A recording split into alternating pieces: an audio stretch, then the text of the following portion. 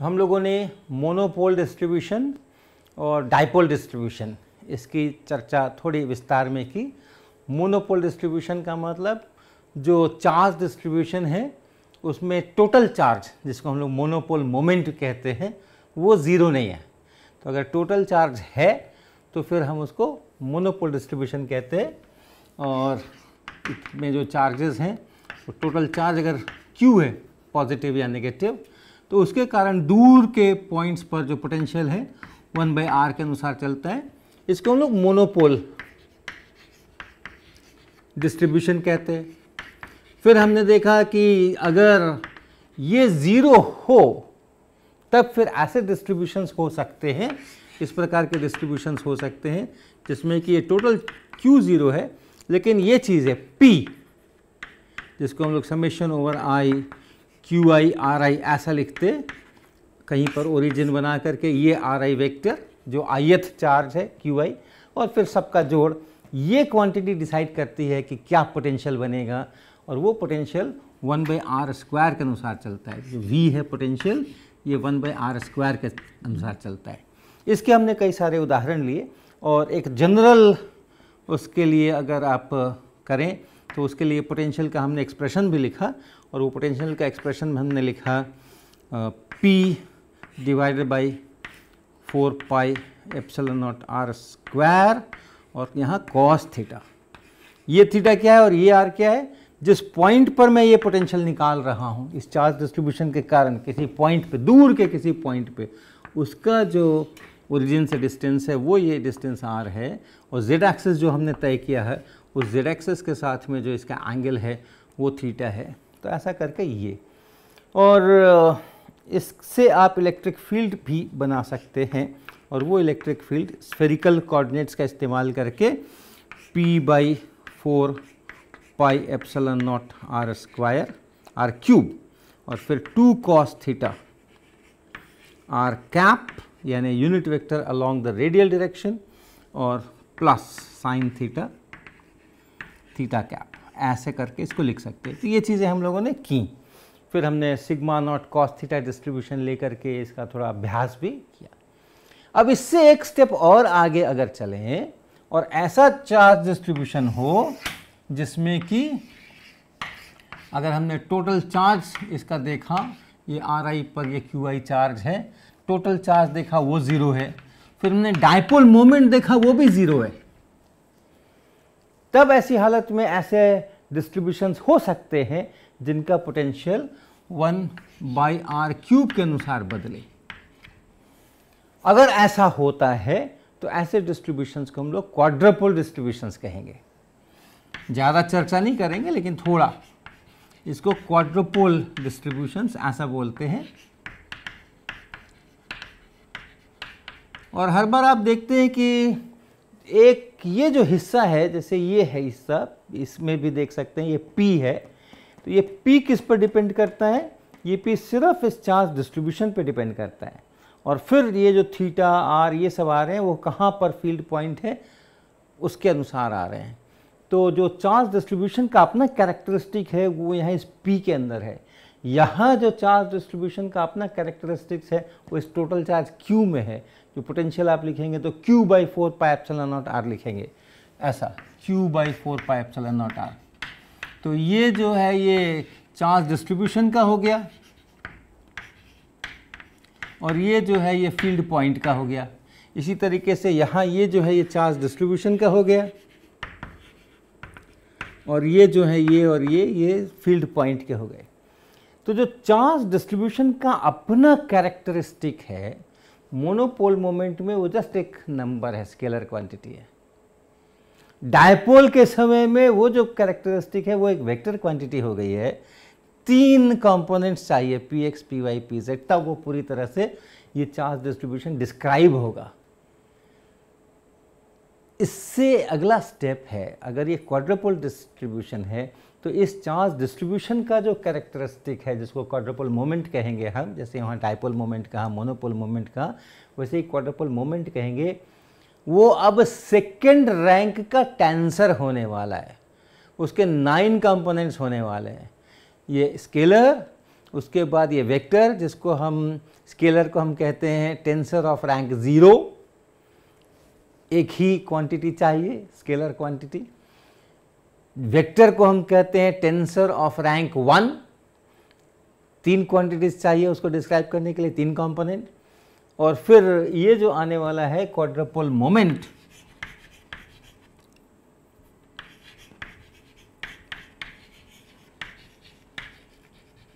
ये अब tensor of second rank आने वाला है।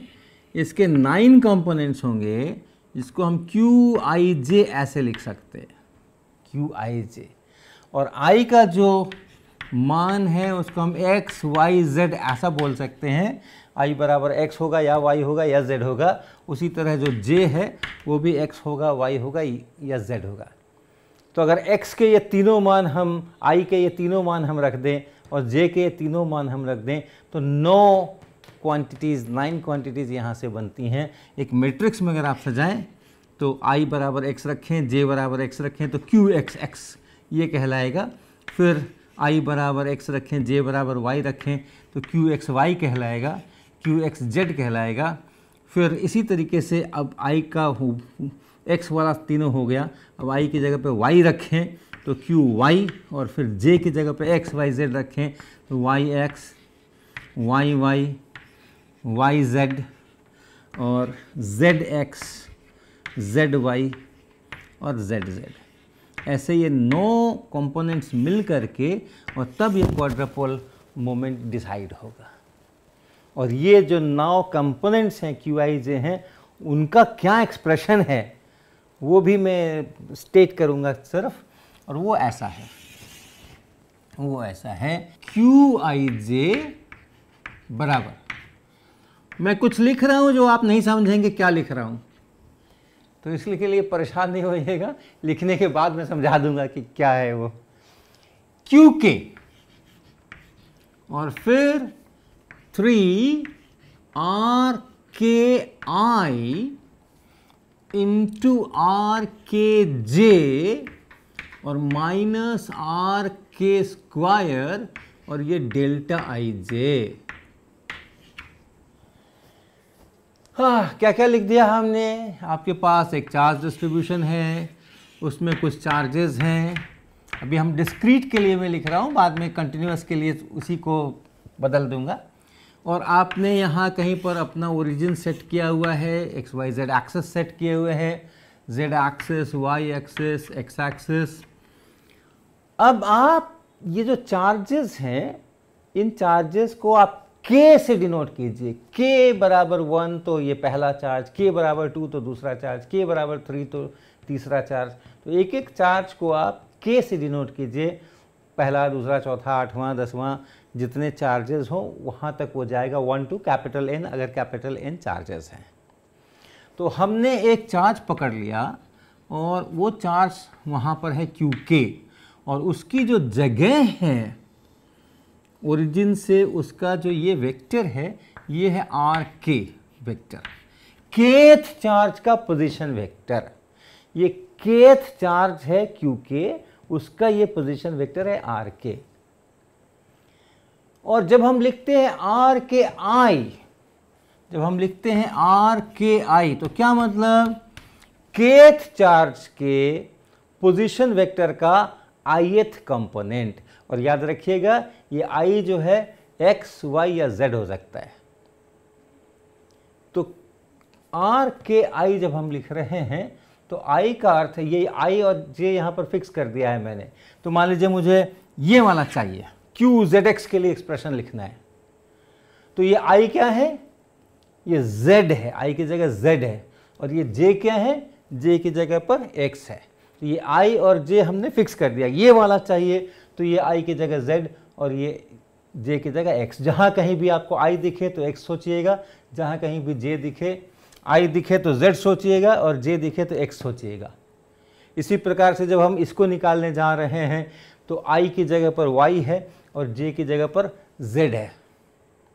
तो जब हम कहते हैं RKI तो ये क्या है, ये kth चार्ज, ये कंपोनेंट, ये इसका ith component of position vector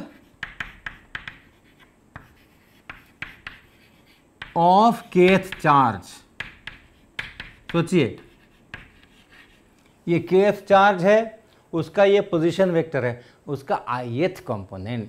तो i बराबर x का मतलब इसका x कंपोनेंट, यानी अगर ये इसका जो कोऑर्डिनेट्स हैं x के, y के, z के, ये अगर कार्टेशियन कोऑर्डिनेट्स हैं उसके, तो ith कंपोनेंट i बराबर अगर x है तो xवां कंपोनेंट, i बराबर अगर x कंपोनेंट, i बराबर अगर y है तो फिर इसका y कंपोनेंट यानी ये वाला, और अगर i बराबर z है तो इसका मतलब हो गया ri, जबकि i लिखेंगे यहाँ पे, i अगर z है तो उसका मतलब ये वाला z कंपोनेंट।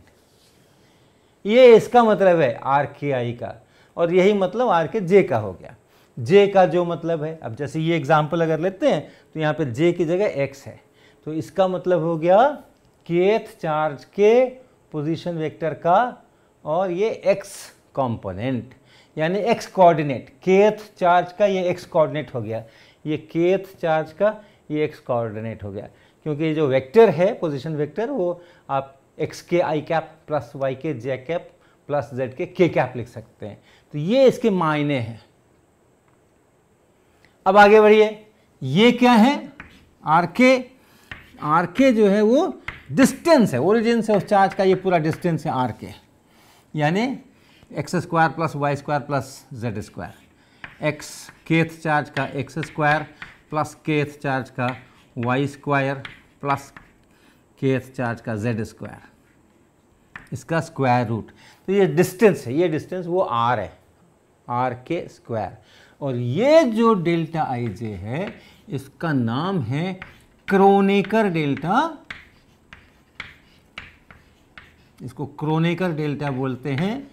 और इसका मतलब है कि delta I J is 1 if I is equal to j and delta ij is 0 if I is not equal to j, ये इसका अर्थ है। तो इसको और समझने के लिए हम इनके एक्सप्रेशंस अलग अलग लिखते हैं। QXX से शुरू करेंगे। QXX क्या है, QXX के लिए क्या एक्सप्रेशन है, पहले वो लिखेंगे। तो हम इसके लिए थोड़ी जगह बना लें। तो अब इस QXX को देखिए, QXX को अगर आप देख रहे हैं तो इसका अर्थ हो गया कि I बराबर भी x है और J बराबर भी x है।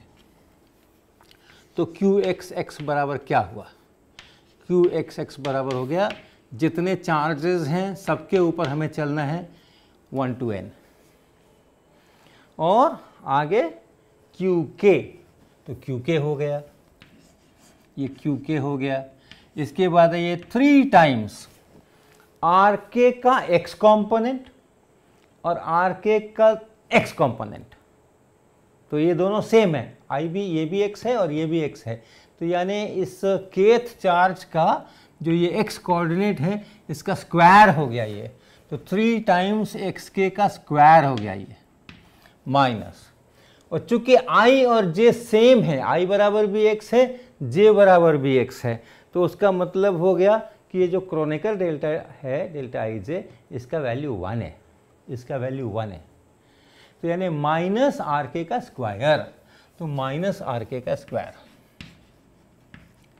तो हर एक चार्ज पर जाइए, उस चार्ज डिस्ट्रीब्यूशन में जितने चार्ज हैं हर एक चार्ज पर जाइए और जा करके उस चार्ज का वैल्यू रखिए कितने कूलम्ब्स है, उस चार्ज का एक्स कोऑर्डिनेट क्या है वो यहाँ रख दीजिए, उसका चार्ज का डिस्टेंस क्या है ओरिजिन से वो यहाँ रख दीजिए, तो QXX बन गया। इसी तरीके से आप QYY लिख सकते हैं। QYY लिखेंगे तो उसी तरह से समेशन ओवर K, QK, और यहाँ पे I बराबर Y है, अर्थात ये इसका Y कोऑर्डिनेट और यहाँ भी Y कोऑर्डिनेट, तो ये 3y स्क्वायर बनेगा, 3yk स्क्वायर और माइनस RK स्क्वायर, और फिर QZZ बराबर summation over K, QK 3zk square और माइनस RK स्क्वायर, ऐसा। तो ये तीनों हो गए, ये तीनों हो गए, ये और ये हो गए। अब क्यू एक्स वाई को देखें। क्यू एक्स वाई का क्या अर्थ है? क्यू एक्स वाई बराबर समेशन ओवर के क्यू के, इतना तो लिख ही दीजिए। अब इसके लिए i की जगह x है और j की जगह पे y है, ध्यान रखिए। तो i की जगह x है और j की जगह y है, तो x coordinate of that kth charge into y coordinate of that kth charge, तो xk इंटू वाई के, तो xk इंटू वाई के 3 टाइम्स ये, 3 टाइम्स ये, और फिर आगे चलिए। इस बार i और j बराबर नहीं है, i बराबर x है तो y, j बराबर y है, तो ये दोनों बराबर नहीं है, और जब ये दोनों बराबर नहीं है तो ये 0 होता है, तो इसलिए ये 0 हो गया। तो इतना ही एक्सप्रेशन बना, ये हो गया Q X Y. Q Y X अगर लिखेंगे आप तो ये तो मल्टीप्लिकेशन है, सीधे सीधे स्केलर नंबर्स का मल्टीप्लिकेशन है, तो यहाँ पे वाई के आएगा, यहाँ पे एक्स के आएगा, तो गुना तो उतना ही रह जाएगा, इसलिए यही क्यू वाई एक्स भी है। ऐसे ही आप बाकियों के लिए लिख सकते हैं, क्यू वाई जेड बराबर क्यू जेड वाई, और ये हो गया समेशन ओवर के क्यू के इंटू 3 टाइम्स, और फिर z और y है तो आप y कंपोनेंट और z कंपोनेंट, यानी y कोऑर्डिनेट और z कोऑर्डिनेट kth चार्ज का, इसको लिख दीजिए क्यू जेड एक्स और क्यू एक्स जेड, ये भी बराबर होंगे, और इसमें इसी प्रकार से चलेगा समेशन ओवर के 3 टाइम्स क्यू के, और इस बार x है और z है तो एक्स के इंटू जेड के, ऐसा। इस तरीके से आप सारे एक्सप्रेशंस बना करके लिख सकते हैं। और अगर ये कंटिन्यूअस डिस्ट्रीब्यूशन होता, चार्ज डेंसिटी दी हुई होती, रो दिया हुआ होता, अलग अलग चार्जेस नहीं होते, तो मेरा इक्वेशन कैसे मॉडिफाई होता? बहुत आसान, बहुत आसान। हम लिखते हैं इसको क्यू आई जे को, Q I J summation over के की जगह पे इंटीग्रेशन होता। कितनी दूर में इंटीग्रेशन? तो जितनी दूर में वो चार्ज डिस्ट्रीब्यूशन है, इतनी दूर में मान लीजिए वो चार्जेस कंटिन्यूअसली वैरी कर रहे हैं और हर जगह पे मुझे रो दे रखा है, चार्ज डेंसिटी दे रखी है, तो इस वॉल्यूम पर इंटीग्रेशन, यानी इन सभी चार्जेस को लेना है और उसके लिए कंट्रीब्यूशन लिखना है। तो समेशन के का ये मतलब हो गया। और डी टॉ जो चार्ज है क्यू के, उसके लिए क्या लिखेंगे हम ऐसा करके और एक छोटा एलिमेंट बनाएंगे वॉल्यूम का डी टॉ, जिसका कोई एक पोजीशन वेक्टर आर होगा, क्योंकि हम इसी के भीतर ही अभी सारे काम कर रहे हैं, इसलिए आर प्राइम नहीं लिख रहे, तो वो पोजीशन वेक्टर है। और वो हम क्या लिखेंगे क्यू के जगह पे, रो एट दैट आर, यहाँ की चार्ज डेंसिटी, क्योंकि चार्ज डेंसिटी वैरी कर सकती है, अलग अलग जगह पे अलग अलग हो सकती है, तो इसलिए rho at R and then D tau, और डी टॉ हम लास्ट में लिखेंगे यहाँ पे। तो चार्ज की जगह पे हमने ये लिख दिया, और इस एक्सप्रेशन की जगह हम क्या करेंगे 3।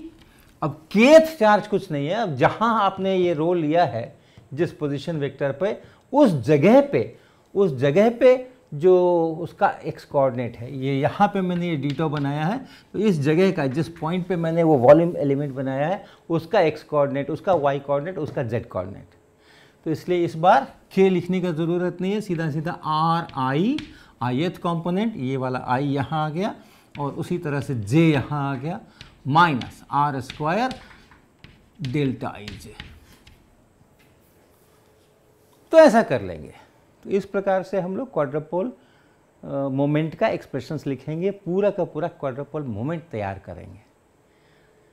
और अगर हमें क्वाड्रपोल मोमेंट मिल गया, सभी जीरो हो गए, तो फिर ऑक्टोपोल मोमेंट की बात उठेगी। लेकिन अगर इसमें से कुछ जीरो नहीं है, यानी क्वाड्रपोल मोमेंट है, तब जो पोटेंशियल होगा 1/r³ के अनुसार चलेगा, और वो पोटेंशियल का क्या एक्सप्रेशन होगा वो भी आप देख लीजिए कि क्या एक्सप्रेशन होगा। तो इसके लिए जो v लिखना है मुझे, v एट r, अब ये देखिएगा इस r में और इस r में कंफ्यूज नहीं करना है। ये जो r है ये इसका क्वाड्रुपल मोमेंट निकालने के समय हम इस्तेमाल कर रहे हैं, इसके लिए हम आर लिख रहे हैं, ये सब आर लिखते हैं। लेकिन एक बार इसके वैल्यूज़ मुझे मिल गए, इसके वैल्यूज सारे मिल गए मुझको, अब हम क्या कर रहे हैं, किसी दूर के पॉइंट पर हम अब फील्ड देखने की कोशिश कर रहे हैं। तो पोटेंशियल फील्ड अगर देख रहे हैं, वी अगर देख रहे हैं, तो इस आर पे अब देख रहे हैं, इस पॉइंट, इसके लिए अब आर है। अब इसमें कोई आर नहीं है, इसके अंदर यहाँ पे आर है। एक बार जब इंटीग्रेशन हो गया तो वो सब पे इंटीग्रेशन हो गया, अब अलग से कोई आर वेक्टर बचा नहीं है। तो अब ये जो आर लिख रहे हैं उस फील्ड पॉइंट के लिख रहे हैं। इसके लिए क्या एक्सप्रेशन है, इसके लिए एक्सप्रेशन है 1/8 pi epsilon naught R cube, और उसके बाद जो लिखना है वो ध्यान से देखिएगा, और वो एक्सप्रेशन है summation over Q I J are I cap और आर जे कैप, ऐसा। ये क्या लिखा, अब हमें क्वाड्रुपल मोमेंट पता है, यानी सभी ये 9 कंपोनेंट्स पता है, और इसलिए हमको अब ये आई पे और जे पे समेशन करना है। ये आई पे और जे पे हमें समेशन करना है। और ध्यान रखिएगा, आई का मतलब है एक्स वाई जेड होना है, और जे का भी मतलब है एक्स वाई जेड होना है। तो 9 कंपोनेंट्स आने हैं, सभी 9 कंपोनेंट्स इसमें आ गए। 9 टर्म्स हैं इसके अंदर में। आई बराबर एक्स, जे बराबर एक्स एक टर्म है, आई बराबर एक्स, जे बराबर वाई दूसरा टर्म है। ऐसे करते हुए ये 9 कंपोनेंट्स हैं, और हर एक जो टर्म है 9 टर्म्स में से हर एक जो टर्म है वो ऐसा है। तो क्यू आई जे तो यहाँ से उठा लीजिएगा, और ये जो 2 यूनिट वेक्टर्स देख रहे हैं ये क्या है, जिस पॉइंट पर वो पोटेंशियल चाहिए, जिस पॉइंट पर पोटेंशियल चाहिए उसकी तरफ का यूनिट वेक्टर, ये आर वेक्टर है ये, और इस आर वेक्टर की तरफ का यूनिट वेक्टर, और उस यूनिट वेक्टर का ith कंपोनेंट और jth कंपोनेंट। अगर ये x है, i बराबर x है, तो इसका मतलब है इस यूनिट वेक्टर का x कंपोनेंट, उसका जो मैग्नीट्यूड है वो, ये उसका जो वैल्यू है वो नेगेटिव भी हो सकता है। उसी तरह से i बराबर या j बराबर अगर y है, तो इस यूनिट वेक्टर का इसके डायरेक्शन में जो यूनिट वेक्टर है आर कैप, उसका y कंपोनेंट। तो यूनिट डिस्टेंस पर पॉइंट लेंगे, उसका जो x y z कोऑर्डिनेट होगा वही वो 3 कंपोनेंट्स होंगे। तो उसको यहाँ पे रखना है, ऐसे 9 टर्म्स क्रिएट करने हैं, और उन 9 टर्म्स को मिला करके और जोड़ करके और ये सब करके जो आएगा वो वहाँ का पोटेंशियल बनेगा। और अगर पोटेंशियल मालूम है तो बाद में आप फील्ड भी लिख सकते हैं। तो आप स्वयं से इसका अभ्यास कीजिएगा। हमने शुरू में एक उदाहरण लिया था, और उस उदाहरण को ही आप बनाएंगे इस प्रकार से। और वो उदाहरण ऐसा था कि 3 चार्जेस हैं हमारे पास एक लाइन के ऊपर, एक चार्ज है -q यहाँ, और फिर +2q यहाँ, और फिर -q यहाँ। इसमें डाइपोल मोमेंट भी 0 है और मोनोपोल मोमेंट भी 0 है। टोटल चार्ज इसका 0 है, और डाइपोल मोमेंट भी देखिए, इस 2q को आप q + q सोचिए, इस -q और +q से एक डाइपोल बना, इस -q और दूसरे वाले +q से दूसरा डाइपोल बना, और ये दोनों अपोजिट हैं एक दूसरे के मैग्नीट्यूड्स। ये डिस्टेंसेस बराबर हैं, ये डिस्टेंसेस बराबर हैं, तो ये दोनों के मैग्नीट्यूड्स इक्वल हैं और डायरेक्शंस अपोजिट हैं। टोटल डाइपोल मोमेंट भी 0 है, लेकिन इसका क्वाड्रुपल मोमेंट है। तो आप अपने हिसाब से ओरिजिन लीजिए, यहाँ ओरिजिन ले लीजिए, यहाँ ले लीजिए, कहीं पर भी आप ओरिजिन ले लीजिए, बेहतर है आप यहीं पर लीजिए। और उसके बाद फिर आप के ओरिजिन के बाद x एक्सेस, y एक्सेस और z एक्सेस तय कर लीजिए। x इसी को ले लीजिए और z ले लीजिए, y ले लीजिए। ये अंदर की तरफ जा रहा है, ध्यान रखिएगा, अपना राइट हैंडेड सिस्टम होना चाहिए। तो y अगर चित्र ठीक से बनाना हो तो ऐसा कुछ y इस तरफ अंदर की तरफ जाता हुआ है। x y z एक्सेस बन गए। अब आपको k की जगह एक बार इसके लिए k लिखना पड़ेगा, एक बार इसके लिए k लिखना पड़ेगा। तो k का वैल्यू 1 और 2 दो टर्म्स आने वाले हैं इस QIG में, इस k के लिए। और फिर आपने जिसको चूज़ किया वो लिखिए, और उसका जो x coordinate, y coordinate, z coordinate, अभी केवल x है, y और z यहाँ पे 0 है इस उदाहरण में।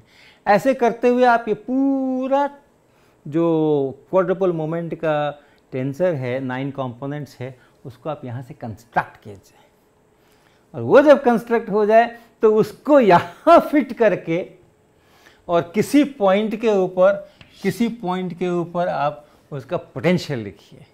ये सारा आप अभ्यास कीजिए। तो इसका मैं आपको आंसर बता दूं ताकि आप अपना चेक कर सकेंगे कि सारे कैलकुलेशंस आपके ठीक हैं। -4qa² 2qa² और फिर 2qa², और यहाँ 0, बाकी सारे 0। ये इसका आंसर होने वाला है। तो आप खुद से करें और देखें।